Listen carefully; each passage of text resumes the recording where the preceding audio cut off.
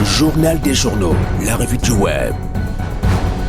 Le journal des journaux, la revue du web. Nous abordons à présent la revue du web présentée par Gaël Steph Nono. Bonjour Gaël. Bonjour Séraphin. Mesdames, Messieurs, chers téléspectateurs, auditeurs, plus encore chers internautes, sentez-vous salués. Nous débutons le relais des informations collectées sur le web avec le 237 online qui donne une information choc.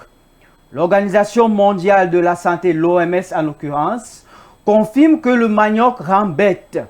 Une révélation exclusive choquante.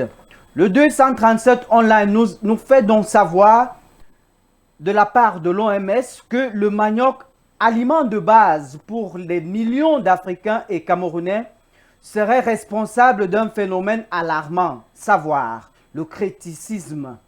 Cette révélation bouleversante a été mise en lumière lors d'une conférence donnée depuis le 1er avril 2025 par Jean-Paul Pougala, qui a rassemblé des chercheurs africains et internationaux préoccupés par cette question. Des études menées depuis les années 1970 démontrent que dans certaines régions d'Afrique centrale, des populations entières souffriraient d'un déclin cognitif directement lié à la consommation excessive de cette racine tubéreuse.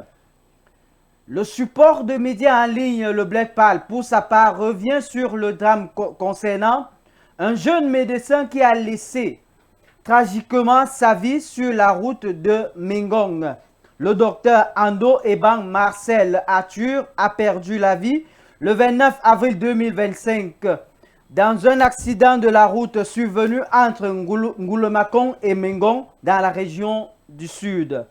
Le jeune médecin était chirurgien, orthopédiste et traumatologue. Âgé de 32 ans, il était médecin résident de chirurgie orthopédique et traumatologie à l'hôpital central de Yaoundé et exerçait à l'hôpital régional de Bolova.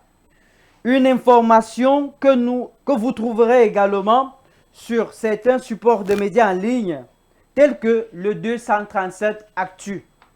Et finalement, une affaire de féminicide bouleverse la région du Mungo.